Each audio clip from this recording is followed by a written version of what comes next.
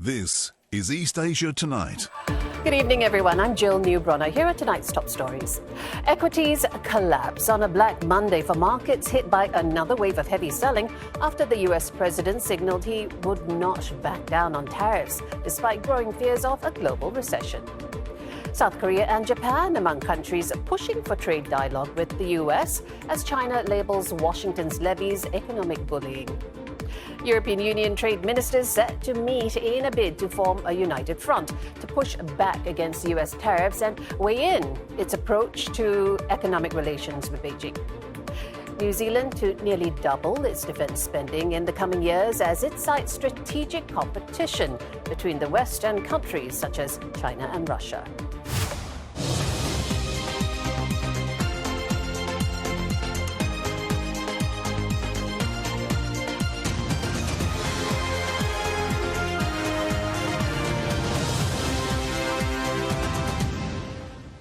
Ahead on East Asia Tonight, Japan's imperial couple honor war dead on the island of Iwoto 80 years after one of World War II's fiercest battles. And more than 1,000 kilometers away in Okinawa, one volunteer is on a mission to search for human remains from the conflict.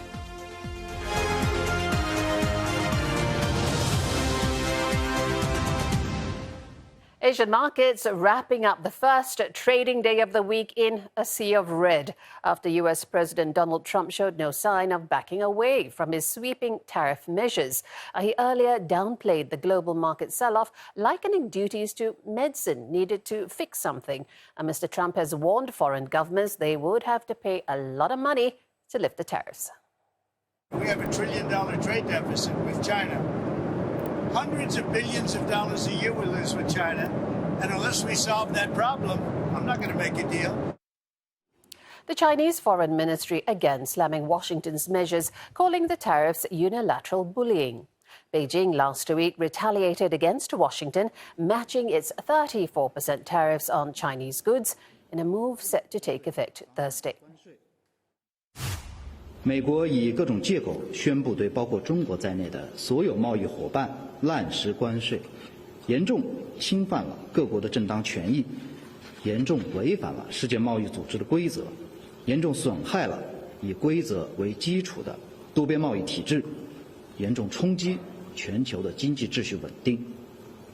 中国政府对此强烈谴责，坚决反对。 Chinese Vice Commerce Minister Ling Ji, in a meeting with representatives from US companies, assured them that Beijing's retaliatory measures seek to protect the rights and interests of all enterprises. Different tone in South Korea, Japan and Taiwan as they scramble to cut a deal before more levies are set to come into effect this week. South Korea's top trade officials are headed to Washington tomorrow for talks with their counterparts, where they will discuss lowering the 25% rate. This will mark the fifth senior-level visit from South Korea's trade ministry since Mr. Trump took office, previously failing to obtain tariff exemptions. In Japan, Prime Minister Shigeru Ishiba vows to make a deal with the US, but says results will take time. 引き続き我が国に対する関税というものがこれが引き下げられるということ、そういうことは強く言っていかねばなりませんが、一朝一夕にそれができるとは限りませんので、国内対策というものには万全を期していかねばなりません。 Taiwanese President William Lai, however, says the island is not eyeing retaliatory tariffs on Washington. He pledges an end goal of zero tariffs, adding that bilateral talks and increased US imports will usher in what he calls a golden age of shared prosperity. Roland Lim has been keeping a close watch on market reaction from President Trump's tariff agenda. Roland, now the US president saying that his tariffs are a medicine that is needed to fix trade imbalances, but a bitter pill to swallow. Definitely for the markets, Jill. The market turmoil has snowballed into one of the worst routs in recent memory.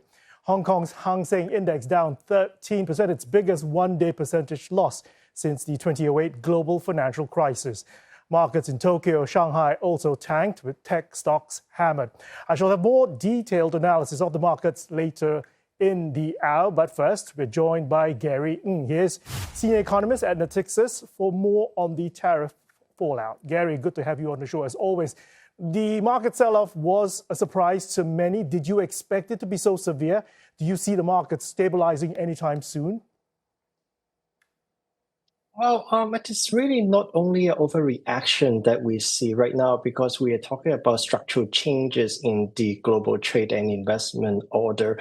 And of course, in the short run, the market is actually repricing the risk of a recession that we see from all these U.S. policies. It's possible to see some stabilization if the U.S. is able to show a softened stance and negotiate with some countries such as Korea, Japan, and the U.S. allies. But I think we need to be mindful that in the long run, there are a few factors that has changed that may actually continue to bring volatility to the market. Well, first, the phantom of tariff may actually come back again and again if the U.S. is willing or wants to negotiate on multiple issues. And second, we may have already passed the point of no return between the U.S. and China competition, that there are many unsolved issues that may continue to bring turbulence to the market. And lastly, we are also facing U.S. president that is willing to risk growth and the market movement for their own policy agenda. So all of these factors may not really be, a risk that can fade that easily, and it can probably stay in the next couple of years. Gary, it's Jill here. Now, the Chinese reaction you talked about briefly to the first two tariff hikes was moderate, but what do you make of the response this time round?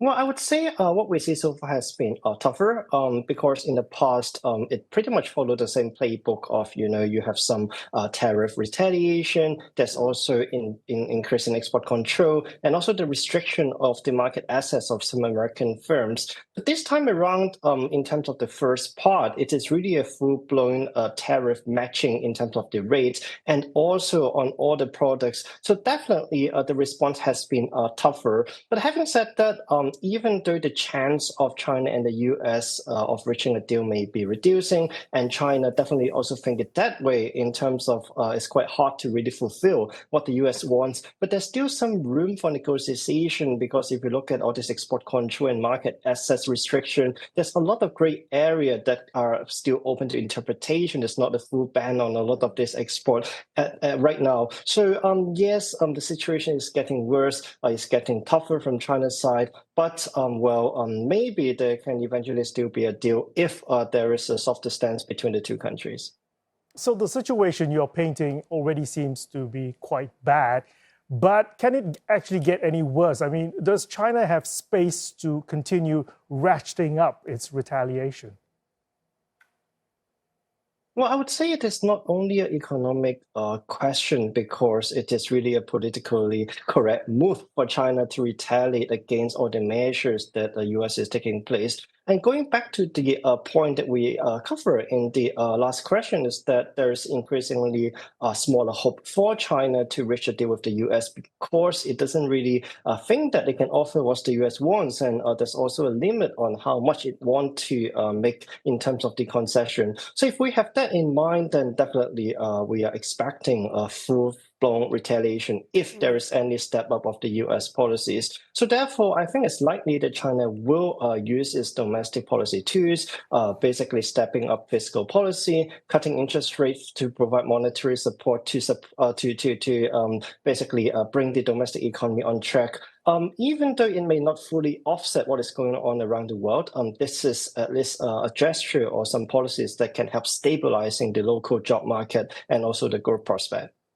So, Gary, how's this for a potential retaliatory step from Beijing? There are reports that Beijing is barring Chinese companies from investing in the U.S., and that prevents them from participating in Trump's efforts to revive America's manufacturing industry. Is that significant at all? Well, I would say that if you look at the FDI into the US over the past few years, we have already seen a sign of decoupling between the two countries. So I would say that if Trump's tariff actually make it much harder for other big manufacturing powerhouse like Japan, Korea, or even Germany investing in the US, then the impact may be actually quite large if the mistrust continue to grow between all these countries. But for the case of China, well, there may be specific impact of some sectors like the green energy, electric vehicle, etc. But on a broad micro or macro level, then the impact of the further restriction may not be that big for the case of the US, given the already very, very small exposure. Gary, one final question before we let you go. The state-run People's Daily suggesting that China's mega-sized economy can withstand the pressure. Beijing obviously putting on a very brave face, but has Natixis actually projected how much of a drag this tit-for-tat tariff hikes could actually impact China's GDP growth?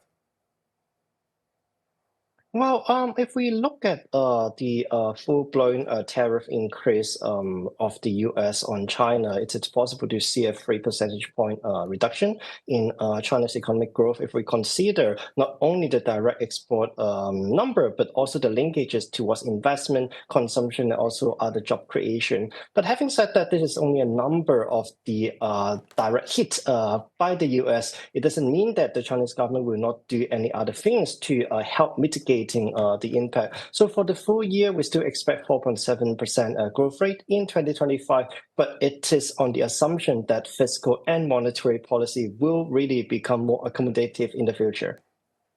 Gary, thank you for those insights. That was Gary Ng, senior economist at Natixis. And I'll be back a little later on with more business news. All right, we'll see you then. Thanks so much, Roland.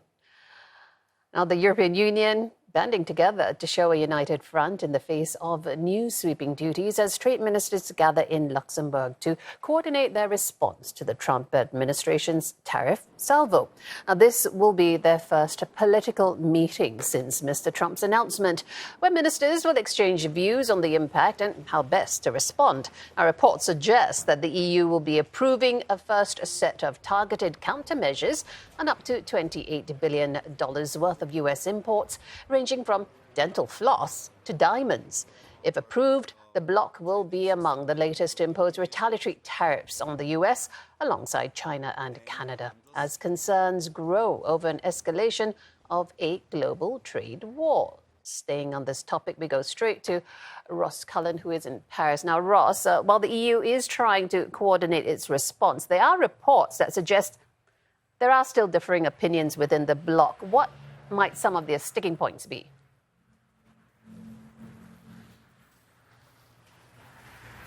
Yeah, that's right. We've heard caution be the calling point for France, for Spain and Italy in terms of the trade policy reaction. Ministers saying that there shouldn't be this sudden retaliatory countermeasures imposed. And so part of the work today at the trade ministers, when they meet in Luxembourg, is to try to convince Italy and Spain that the way forward for the European Union is to hit back with its own countermeasures against the United States. Maroš Šefčovič is the top trade commissioner for the European Union, and he was speaking to journalists on his way into those meetings this morning. He said that we are going to be discussing the next steps and the next moves.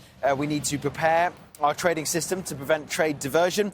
He said there needs to be further support from us for European companies. We need to accelerate our free trade negotiations with the rest of the world. And he also said what's happening now with the tariffs imposed by the Trump administration is a paradigm shift for the global trading system. He will be trying to convince Italy and Spain, but if he fails to do so, Jill, it's not the end of the world for the trade commissioner, because to be able to implement new trade policy, the European Union does not need unanimity. It can be able to impose trade policy with a qualified majority of just 15 of the 27 members.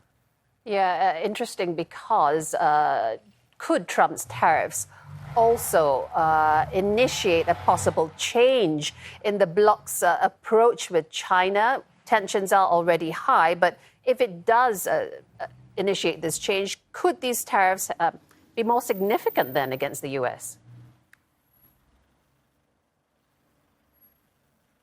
Well, Trade Commissioner Maroš Šefčovič also said in his initial words going into that meeting, Jill, that he will be updating colleagues on his recent 2 trips to Washington and his recent dialogue with Trump administration officials that he had on Friday, notably with Commerce Secretary Howard Lutnick. But he also said he will be updating colleagues on his trip to Beijing at the end of March.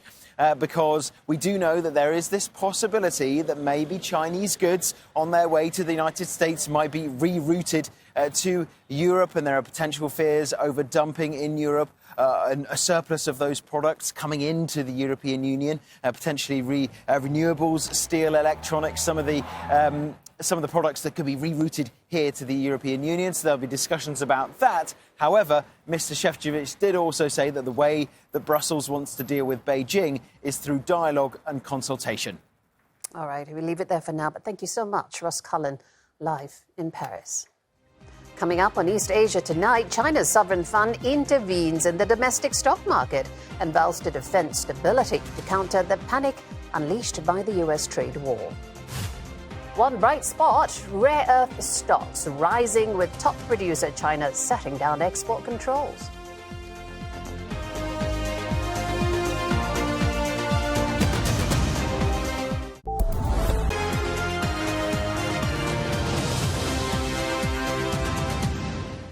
Welcome back, everyone, as we get more insight into the market reaction with Roland Lim. It's been a while since we've seen so much red. Absolutely, Jill. Most equity markets in the region saw their worst trading day since the 1997 Asian financial crisis. And that's as a tit-for-tat exchange of retaliatory tariffs between China and the US escalated, and hope for a Washington-led reprieve faded. The two mainland benchmarks closing down. Shanghai Composite 7.34% in the red, Shenzhen nearly 10% lower, while Hong Kong's Hang Seng Index plunging 13% today. The intensifying spat threatens to upend trade flows, and besides hitting Chinese earnings, it is also expected to drive a slowdown in global demand at a time of stuttering growth in China. Concerns over global recession ripping through Japan and South Korean markets. Japan's key Nikkei 225 index tumbling nearly 8%, SoftBank closing more than 12% in the red. The conglomerate invests overseas with a focus on the US. South Korea's Kospi index ending the day nearly 6% in the red, while shares in Taipei plunged 9.7%. That's their heaviest loss on record. Tech stocks across Asia getting clobbered as well. Taiwan's TSMC, that's the world's largest chip manufacturer, was down nearly 10%, while Apple's main contract manufacturer, Foxconn, also plunged 10%. Samsung, which makes much of its products in Vietnam, fell 5%.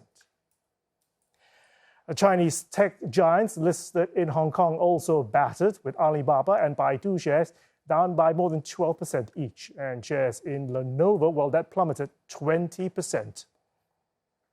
The historically high tariffs that Mr. Trump announced last week caught investors and economists off guard, upending global economic forecasts. Here's a look at how stock markets of the world's top 5 economies have fared since President Trump's inauguration in January. Despite the market declines, Mahesh Seturaman, Singapore's CEO at Saxo, warns investors not to overreact. I mean, it's impossible to say, right? It's a pure liquidation move. It's impossible to figure out what's going to work and what's not. And it's prudent not to kind of take an active sort of decision at this point of time. Just sit tight, allow for the panic to play out. It's pure panic move, right? If you look at gold, I mean, who thought gold would correct in a market like this? But that's because everybody's selling off everything.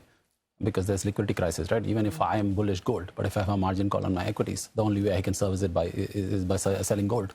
So it's important not to read too much into this panic move, but at the same time, stay tight and survive and wait for greater clarity to emerge. And to be honest, nobody expected, first of all, the scale of this tariff, and also the logic on which it's built is so flimsy, because this is not really reciprocal. It's a question of the scale of your trade deficit with US, which doesn't make too much sense. I mean, I don't want to mince my words. This is one of the greatest self-inflicted catastrophes in terms of policies in the world. And I hope that there is some sign of backtracking from the US.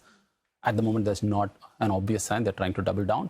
So my guess is Europe and China are sort of announcing some retaliatory measures, but at the same time hoping that there'll be some signs of backtracking. If we don't see that, if this is set to continue, I think yuan devaluation is a given, and that's the best sort of policy measure China has to cope up with the tariffs imposed on them. Beijing has intervened in domestic stock markets to soothe investor sentiment. Its sovereign wealth fund, Central Huijin, says that it is increasing its holdings in equities while pledging to defend market stability. The move follows a report in the state-run People's Daily, signaling Beijing has policy tools ready to counter the fallout from a U.S. trade war. Now, the state-run newspaper said that China will take extraordinary measures to boost domestic consumption, accelerate implementation of established policies, and introduce a batch of reserve policies. Huijin says it is firmly optimistic about the development prospects of China's capital market. Investment banks such as Morgan Stanley and UBS have predicted that China's central bank is likely to announce rate cuts and heighten fiscal spending to shore up the economy in the near future. People's Daily also saying policies supporting consumption, the stock market, and sectors hit hardest by the U.S. tariff hikes will be announced in the future. It said that China's, quote, mega-sized economy can withstand the pressure. Meantime, rare earth-related stocks shrugging off major sell-offs across the markets.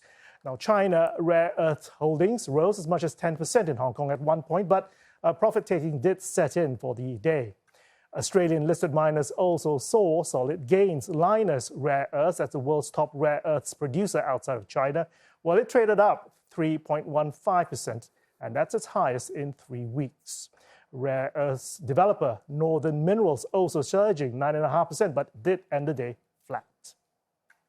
The surge comes after China placed export restrictions on rare earth elements as part of its sweeping response to U.S. President Donald Trump's tariffs. I put a squeeze on the supply of minerals, critical minerals, that is, to making weapons, electronics, and a range of consumer goods. China produces around 90% of the world's rare earths, and the export curbs affect shipments to all countries, not just the U.S. Analysts point that the ban includes not only mined minerals, but magnets and other finished products that will be difficult to replace. Safe haven assets are capturing renewed flows. The Japanese yen and the Swiss franc are strengthening against the US dollar. Gold is also recovering slightly after being sold down. It hit a record high before the tariffs were announced. Market volatility affecting crypto prices as well, with Bitcoin being sold out. It's currently down by 8.13%. Saudi Arabia has cut crude oil prices for Asian buyers to their lowest in 4 months, just days after the OPEC Plus alliance announced a surprise large output hike. The state oil giant Saudi Aramco is dialing back the official selling price of its flagship Arab light crude by $2.30 a barrel for May deliveries. It marks the second month in a row of price cuts. 8 members of the alliance caught markets off guard last week, fast-tracking plans to unwind production cuts. They're collectively set to ramp up output by 411,000 barrels a day starting in May. Oil prices have since taken a tumble, extending losses from the earlier session. Let's take a quick pulse check on where the prices are standing. U.S. West Texas Intermediate is currently $59.27 a barrel. Brent crude $63.72, falling below that $60 a barrel to its lowest since 2021, as tariff-fueled recession fears also weighed on prices. And that'll do it for business. Jill, back to you. Thank you again, Roland. Now, coming up on East Asia Tonight, U.S. President Donald Trump looks to secure a TikTok deal with China, even as tensions simmer over the escalating trade wars. Is there a bargaining strategy, even as Washington extends the deadline for the platform sale? Find out when we speak with an expert in just a moment.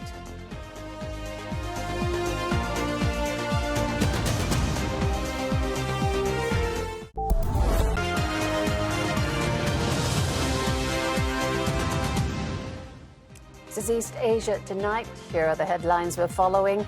Equities collapse on a Black Monday for markets hit by another wave of heavy selling after the US president signaled he would not back down on tariffs despite growing fears of a global recession. The European Union aims to show a united front in the face of new sweeping duties as trade ministers gather in Luxembourg to coordinate their response to the Trump administration's tariff salvo. And New Zealand to ramp up its defence spending to more than 2% of its GDP within the next 8 years. That figure is nearly double its current spending, as Prime Minister Christopher Luxon cites global uncertainty behind the increase. He says the nation needs to strengthen its force with higher security spending, noting that it sets a baseline for future investment. The 2025 Defence Capability Plan contains more than $6 billion of funding, and that's over the next 4 years.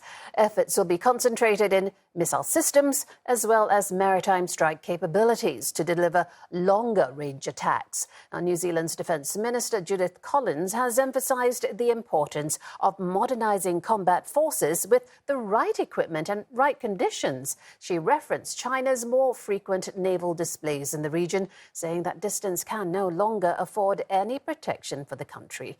The plan comes as neighbouring Australia, the UK and European nations raised their defence spending following pressure from the US president to step up their contributions. The US and Philippine Air Forces have begun joint exercises in a move aimed at enhancing operational coordination and boosting strategic deterrence in the region.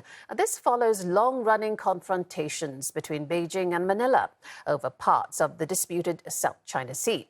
The exercises, dubbed Cope Thunder, are being held on northern Luzon Island and will continue into next week. This ahead of much larger drills between the two allies set for late April. Military ties between the allies have been deepening since Philippine President Ferdinand Marcos Jr., upon his 2020 election, began pushing back on Chinese claims to the contested area. Last week, the US approved the sale of F-16 fighter jets to Manila. The Chinese Foreign Ministry said the sale, along with other US moves, are fueling the flames of regional territorial disputes. Manila stressed that the purchase is not intended to harm any nation. Well, US Defense Secretary Pete Hegseth is set to visit Panama this week as Washington ramps up pressure on the Central American country over alleged Chinese influence over its key trading route. Now, the Pentagon confirmed that Mr. Hegseth will participate in the 2025 Central American Security Conference. It added that meetings will center around efforts to strengthen partnerships after agreeing in February to expand cooperation between their security forces. Mr. Hegseth is expected to meet with Panamanian President Jose Raul Mulino during his trip. US President Donald Trump has repeatedly said the US will retake control of the Panama Canal. He says port operations near the canal, handled by Hong Kong-based conglomerate CK Hutchison, posed a risk to America's national security. The Hong Kong company agreed to sell assets it holds along the waterway to a group led by BlackRock, which would effectively put it under US control. The Trump also arguing that Washington is being overcharged for using the strategic canal. But the deal with CK Hutchison must be agreed by Panama's government, which maintains that it has a full control over the shipping lane. US President Donald Trump says China would have agreed to a deal on the sale of TikTok if it were not for American tariffs imposed on Beijing last week. The report is that we had a deal pretty much with TikTok. Not a deal, but pretty close. And then China changed the deal because of tariffs. If I gave a little cut in tariffs, they'd approve that deal in 15 minutes, which shows you the power of tariffs, right?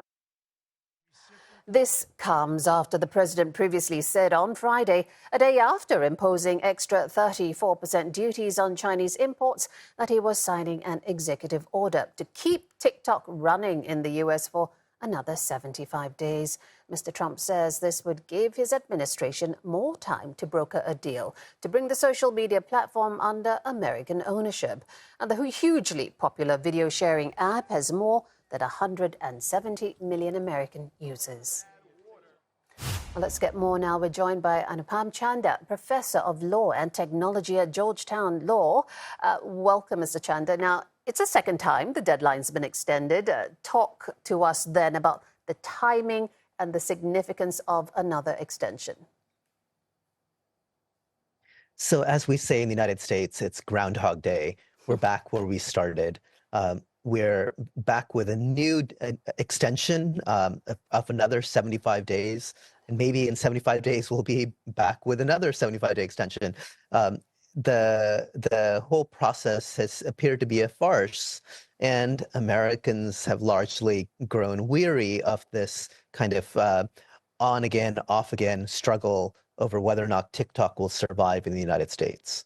But Donald Trump has been saying that, China would have made that deal a lot earlier if it hadn't been for the tariffs. And he's also suggesting that the deal can still be made where China agrees to sell TikTok in exchange for relief from those tariffs on Chinese imports. So what do you think? Is using TikTok as a bargaining tool a good strategy? Could it perhaps work?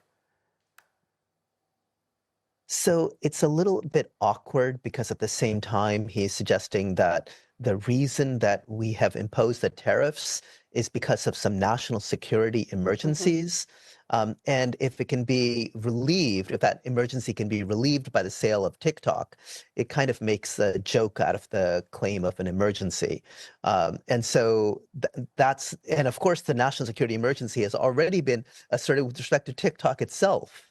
And so we're just using national security and kind of abusing it again and again over a number of administrations, not just Trump's administration. It gives too much power to the president to coerce private enterprise. And that, I think, is a real danger to this whole enterprise.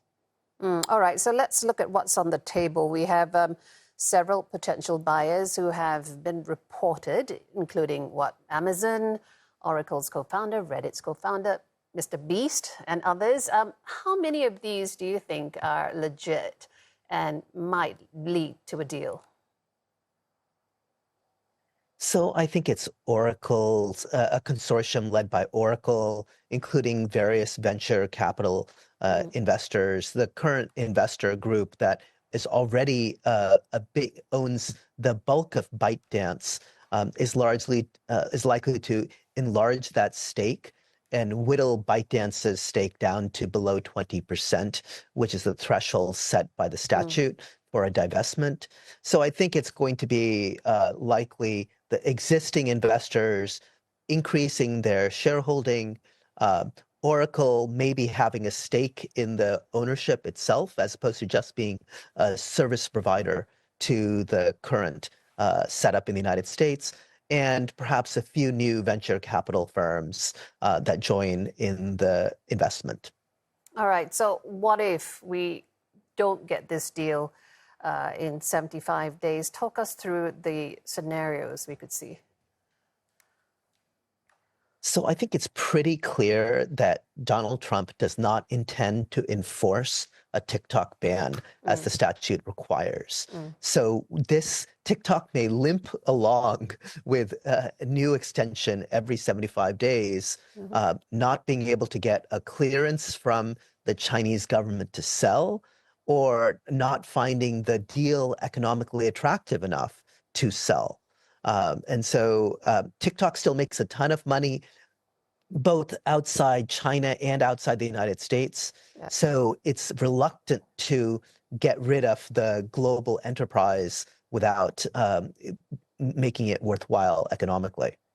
I don't know. It's a happy limbo maybe, but I'm wondering, what about the users? How are they responding to all this? Because you remember in the beginning, many initially migrated to China's Red Note and other platforms. Is that still a trend that's happening, or was that a fairly short-lived incident? So the April 5th deadline came and went largely without passing on TikTok. That is, there's very little discussion on my TikTok feed. Of course, there'll be some discussion because TikTok is an enormous reservoir of lots of different conversations. But it's not like what happened when the January 19th deadline was approaching, when the TikTok was filled with memes about the TikTok users fleeing to Red Note. And so we haven't seen that kind of a sense of dire emergency. There's a sense that TikTok will continue on and that the government doesn't really mean what it says it is doing. All right, let's be optimistic. End on an optimistic note. If a deal and if an investor is actually picked up by the White House, there are hurdles that still remain, aren't there? Sure. So China needs to possibly approve any future set of transactions.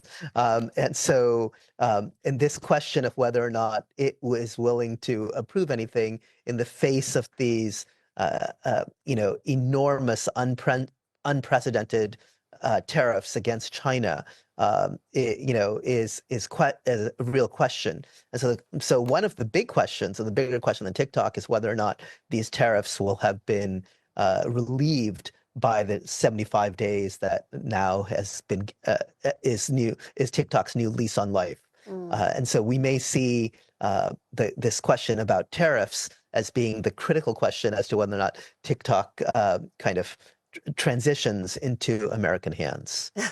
Always good speaking with you, Nipam Chanda, Professor of Law and Technology at Georgetown Law.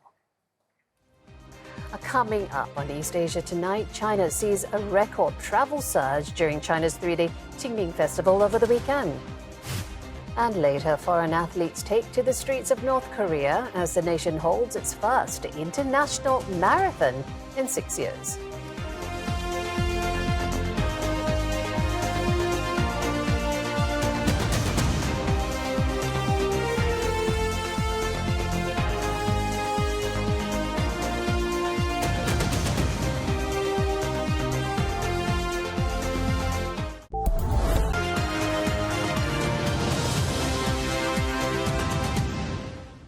Japan's Emperor Naruhito and Empress Masako have visited Iwoto Island in the Pacific to pay tribute to those who died during one of the harshest World War II battles with the United States. This marks the imperial couple's first trip to the island, both of them born after the war. The island, formerly known as Iwo Jima, is located about 1,250 kilometers south of Tokyo. This is also the first in a series of engagements to mark 80 years since the end of the conflict. Their visit today follows the ceremony attended by U.S. Defense Secretary Pete Hegseth late last month, along with Japanese Prime Minister Shigeru Ishiba and Defense Minister Gen Nakatani. The Battle of Iwo Jima lasted about a month from when American forces landed in February 1945. An estimated 22,000 Japanese and 7,000 U.S. soldiers were killed. The island was returned to Japanese sovereignty in 1968 and was officially renamed in 2007.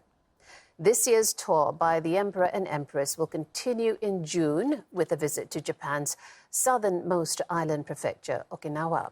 They will also visit Hiroshima that month and Nagasaki in September, the two cities devastated by the atomic bombings. Separately, a key battle between the American and Japanese during World War II has turned parts of Japan's Okinawa Island into a graveyard. One elderly resident has a self-imposed mission to find what he calls the silent witnesses of the brutal conflict and return them to their families.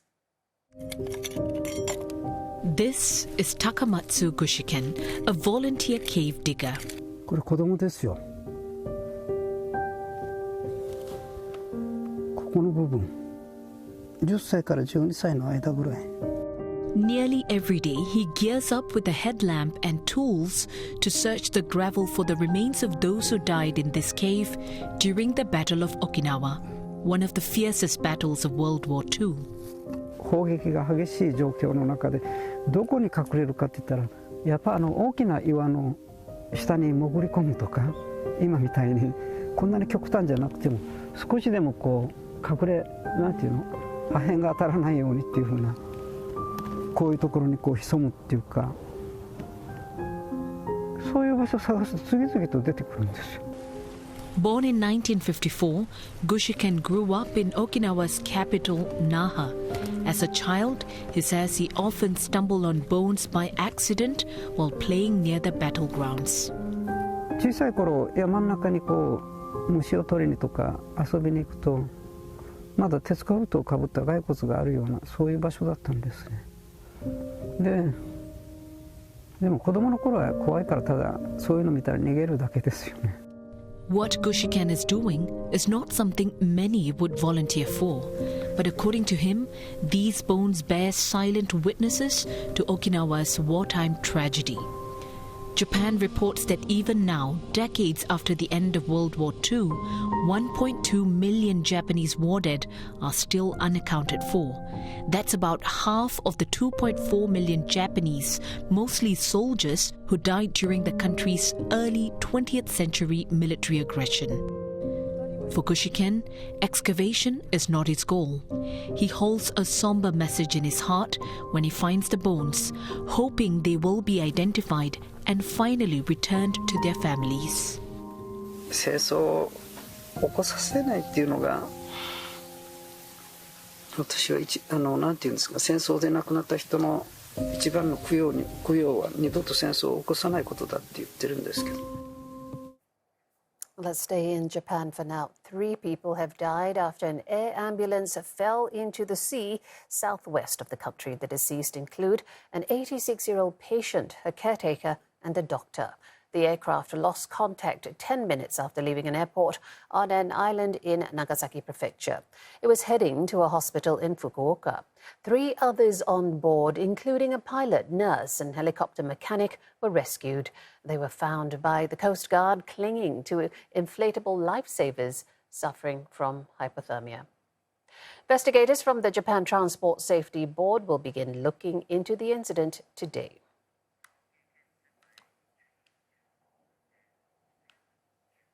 North Korea has held its first Pyongyang International Marathon in 6 years. The reclusive country hosted foreign runners after largely closing its borders since the COVID-19 pandemic. A travel company brought in 200 foreigners, classed as amateurs, to join the event. State media said the athletes were from China, Ethiopia, Morocco, and Romania. The marathon is one of several events Pyongyang is holding to celebrate the birthday of founder Kim Il-sung. The isolated state sealed its borders in 2020 at the start of the pandemic, but has been slowly lifting restrictions since 2023. The marathon is a return course, running through central Pyongyang, passing major landmarks. It's a rare look at the capital, which has been closed to regular tourism, except for some Russian tour groups. The winners of the men's and women's races were both North Koreans. The Chinese communities in China and beyond observed the Qingming Festival over the weekend. It's an occasion marked by the paying of respects to ancestors, with tombs cleaned up and ritual offerings made. It's also customary for many in China to take the opportunity to travel and sightsee. Data shows that the number of inter-regional passenger trips over the 3-day holiday is estimated to reach a record high of about 790 million. The average, or the daily average, of some 264 million trips marks a 7% increase over the same period last year. Scenic spots such as Yang in the eastern Jiangxi province typically sees a surge in visitors keen to hike and enjoy the spring scenery. State-run China Daily says such travels are driven in part by the elderly. Travel platforms say bookings for trips within China jumped more than 130% for the holiday, with most opting for short-haul and nearby getaways lasting 3 days or less. Along the coastal region, it is reported that more residents from Hong Kong and Macau are also crossing into the neighbouring Guangdong province for the occasion, especially to Zhuhai City. And let's see some headlines from media outlets in East Asia. In China, Global Times reports that Guangdong, Henan and Shandong provinces are ranked the top 3 in terms of the number of newborns last year. And that's based on demographic data released by authorities. Experts say Guangdong, which tops the list, places a strong emphasis on family heritage. Yonhap News Agency says nearly 20% of foreigners who have experienced South Korea's pop culture say K-pop is the first to come to mind when they think of the country. This is the 8th year in which K-pop has topped the list. Korean cuisine ranked second, while K-drama came in third.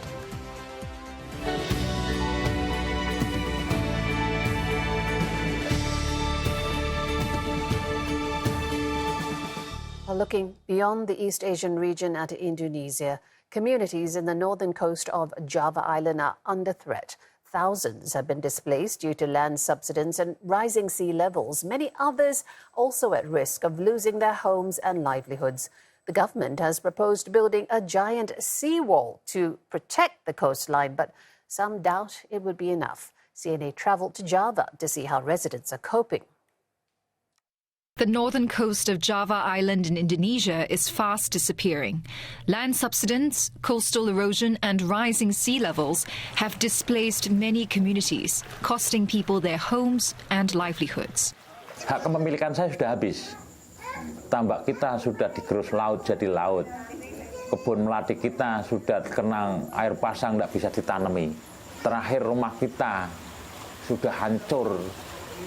Sebagian belakangnya. Nah, jadi kita seakan-akan kita toh tidak akan hidup sendiri, tetap kita memikirkan keluarga. Lebih baik kita pergi dari Semonet. Ya, nanti kita berusaha semaksimal mungkin, kerja apalah yang penting halal. Insya Allah kita akan jaya kembali seperti dulu. In some places, the sea has moved 4 kilometers inland over the last 20 years. But there are some who refuse to abandon their homes. They are fighting to save their properties by raising their houses and building makeshift wave breakers and dikes. Nak pingin pindahnya sih pasti ada, Mas. Cuma ya gimana lagi, karena belum ada untuk yang buat pindah, Mas. Karena pindah kan nggak cukup hanya pindah, Mas. Ya butuh biaya, nanti di sana butuh adaptasi, apalagi cari penghasilannya biasanya di laut, nanti di daerah daratan, terus gimana gitu. To save these areas from disappearing, Indonesian President Prabowo Subianto said his government will build a 700-kilometer seawall spanning nearly the entire length of Java. But experts say building a wall will not solve the root cause of the problem, which is the over-extraction of water from the ground, causing land to sink. Dengan adanya kawasan industri baru pun kita sudah tidak lagi menggunakan air tanah. Yang menjadi PR kita adalah bagaimana menyelesaikan untuk kondisi-kondisi existing yang sudah ada yang dari dulu menggunakan air tanah. Itu yang PR berat kita. Karena existingnya sudah ada, tentu saja kita nggak bisa menghentikan begitu saja sebelum kita bisa memberi substitusi air baku yang lain. Officials say it will take years before the sprawling seawall is ready and to stop the over-extraction of groundwater. For coastal communities on the brink of vanishing, residents are mindful of every passing minute. There's more on efforts to protect Java's sinking coastline on our website, cna.asia. That's East Asia Tonight this Monday. Don't forget headlines on cna.asia, also on Facebook and YouTube if you like. Bye-bye.